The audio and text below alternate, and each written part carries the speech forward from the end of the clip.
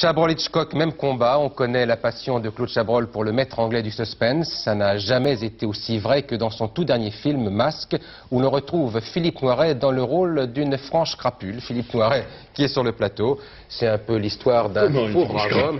Ah, vous êtes très antipathique et très démago. Oui, oui. Oui, ben c'est une histoire de... C'est un film, c'est une sorte de fable sur l'hypocrisie, quoi, sur les masques, comme le titre l'indique. Pour une fois, le titre a un rapport avec l'histoire.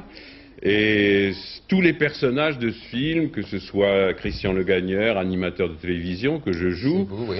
le rôle que joue Robin Renucci, qui est celui d'un journaliste qui vient écrire la biographie de cet animateur.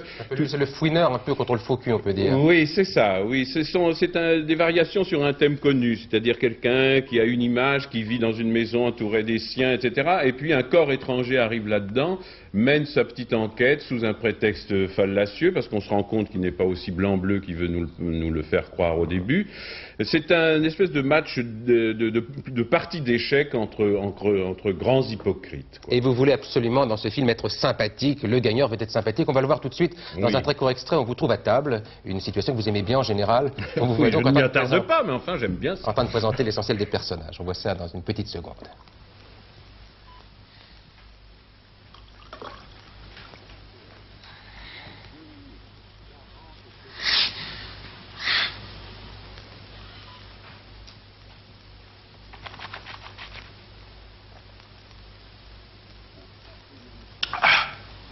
Bon.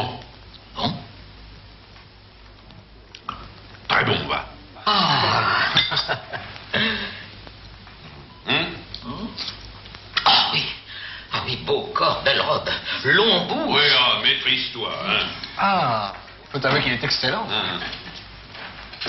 Oui, bien. Ah. Terrine de faisan, hein. J'espère que vous aimez le gibier. La chasse est ouverte? Ah, ça, ce sont les petits secrets de Max. Mieux vaut ne pas approfondir. Comment trouvez-vous avec sa toque? Il est beau, non? Il adore changer de casquette, n'est-ce pas, Max? Et Colette, qui est la meilleure secrétaire que j'ai jamais eue, met son petit tablier blanc et sert à table. Ça vous étonne, ça, mon cher Wolf? Il faut reconnaître que ce n'est pas banal. Non, ce n'est pas banal, et c'est pour ça qu'ils le font, parce qu'ils s'amusent. N'est-ce pas, Colette? Absolument, monsieur. C'est très amusant d'avoir plusieurs vies en même temps. Vous avez effectivement plusieurs vies en même temps. Vous êtes un tyran domestique et puis vous êtes un très grand animateur de télévision. Animateur-producteur, c'est ça. Qui vous a inspiré? Parce qu'on pense à beaucoup de monde quand on vous voit dans ce film.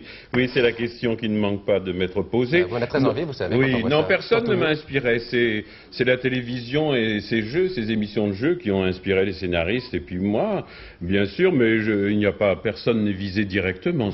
C'est une métaphore qui englobe tout le système de ce genre d'émission. Dans ce film, moi je trouve que vous parlez très fort, comme si vous étiez à la télévision. Vous l'avez prévu, vous l'avez joué ou c'était? Oui, j'ai pensé à un type, oui, effectivement, qui a le verbe haut, etc., qui aime bien, parce que comme tout le monde rampe un petit peu autour de lui, il jouit de cette autorité, il en profite, il en abuse un peu, oui. Mais ce qui permet à certains moments de passer dans la confidence. Alors on sait que vous aimez bien les bonnes choses, vous êtes un épicurien comme on dit, Chabrol aussi, et on dit que sur le tournage ça s'est très bien passé. Par exemple dans l'extrait qu'on a vu, le vin c'était du clos Vougeot. Oui, c'était du clos Vougeot, oui, du vrai, oui. Ça aide.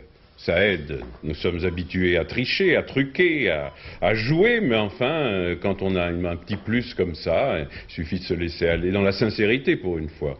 Vous me disiez tout à l'heure avant le journal, un acteur de composition, vous aimez bien qu'on vous dise ce qu'il y a à faire, vous ne voulez pas trop susciter vous-même la situation? Non, j'ai essayé une fois ou deux, mais je crois que c'est plus intéressant de faire des choses que les gens ont envie de vous voir faire plutôt que de faire des choses qu'on a envie de faire soi-même. Ça m'amuse plus de voir, quand j'ouvre un scénario, je me dis qu'est-ce qu'ils ont concocté, à quoi ont-ils pensé, qu'est-ce qu'ils veulent me voir faire. Et ça m'excite plus que de moi de lire un roman, de me dire tiens c'est un personnage pour moi et tout ça. J'aime mieux passer par le regard et l'intelligence et le talent des autres. Et vous aimez bien l'idée d'être présentateur dans ce film, ça vous plaît bien j'ai l'impression, c'est pas la première fois. Oui, c'est amusant, j'étais journaliste 2 ou 3 fois mais jamais à la télévision. Et vous auriez aimé faire un présentateur de journal par exemple? Ah, un journal, oui, journal télévisé j'aime assez, surtout le vôtre parce que je vais vous balancer quelques compliments, le journal d'Antenne 2 est mon journal favori. J'aime beaucoup la façon dont vous présentez les actualités, votre ami Claude Sérion et vous-même. Je sais que votre fauteuil est très envié à l'heure actuelle, mais à mon avis, j'aimerais beaucoup vous y voir encore demeurer quelques Vous êtes très gentil, mais puisque vous avez envie de faire le métier, vous prenez ma place. Allez, chiche. Allez-y. Chiche. Vous allez terminer ce journal. Là, je vais faire quelques Vous allez envieux. terminer ce journal. Alors là, maintenant, en principe, au conducteur, vous êtes censé lancer, comme on dit, Laurent Boussier pour la météo. Bon, maintenant, il ne nous reste plus qu'à écouter la météo que va vous dire, avec son talent habituel, notre ami Laurent Boussier. À vous, Laurent. Avec un titre qui va vous plaire, puisque c'est un titre de film. Ah. Demain, nous jouerons Quai des Brumes. Ah. Et nous jouerons Quai des Brumes, Monsieur évidemment. Gabin. Absolument, nous jouerons Quai des Brumes parce que demain matin, une fois de plus, la visibilité va être relativement réduite à cause des brumes et du brouillard. Cela dit, les choses Je évoluent prends un l'avion petit peu. demain matin à 9h, ça ira Vous allez où? À Rome. Ah bah écoutez, là-bas, il fait beau de toute façon. Oui, mais alors. le décollage, je parle. Pas de problème pour Bon, le très décollage.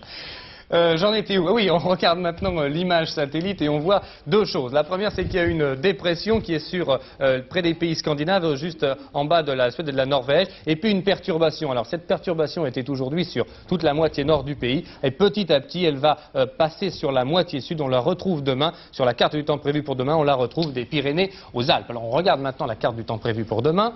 Des Alpes au Massif central et aux Pyrénées, le ciel restera très nuageux, couvert dans la journée avec des brumes et quelques précipitations, peut-être même quelques petits flocons de neige au-dessus de 1500 mètres sur les Alpes. Le matin, sur la moitié nord, donc un ciel brumeux, mais nous aurons droit à de belles éclaircies dans la journée. Et puis sur la Provence, sur la Côte d'Azur et sur la Corse, un beau temps relativement ensoleillé avec quand même quelques petits nuages résiduels. On passe maintenant aux températures, températures en hausse surtout sur le nord-est, puisqu'aujourd'hui il a fait 2-3 degrés du côté de l'Alsace et de la Lorraine. Demain, 6-7 degrés, 7 degrés aussi à Paris, 10 degrés à Cherbourg et 12 degrés à Brest pour la moitié nord. Des températures de 6 à 7 degrés dans le centre, 6 à Lyon, mais de 12 à 13 degrés sur la Côte d'Azur, 11 degrés à Biarritz, 13 degrés à Perpignan et à Nice, et puis 14 degrés, et ça, ce sera uniquement en Corse. Vous savez qu'on finit par l'agenda. Oui, je sais. Donc, oui, nous allons terminer j'ai eu le par- temps d'apprendre. C'est un métier formidable quand même. Oui, oui. Donc on va terminer par l'agenda. S'il vous plaît. Demain sera donc le samedi 7 février. Le soleil se lèvera à 8h14, se couchera à 17h56. 4 minutes de soleil en plus pour ceux qui auront la chance de le voir. Et nous fêterons les Eugénies. Alors voilà, Philippe Noiret, il est 20h28 et 30 secondes. Maintenant, il faut dire au revoir. Donnez le dernier rendez-vous, ce sera Philippe Arroir et c'est 22h50. Écoutez, oui, merci de nous avoir écoutés jusqu'ici. Le dernier journal vous sera présenté par Philippe Arroir aux environs de 22h50. Merci, mon cher Merci de Bernard m'avoir Rapp. invité, Philippe. Oui, mais écoutez, vous revenez quand vous voulez. Merci, et donc on se retrouve en tout cas sans Philippe Noiret demain, hélas, à 20h précise. Premier rendez-vous demain, c'est à 13h pour Samedi chez vous. Noël, ma mère, bonsoir.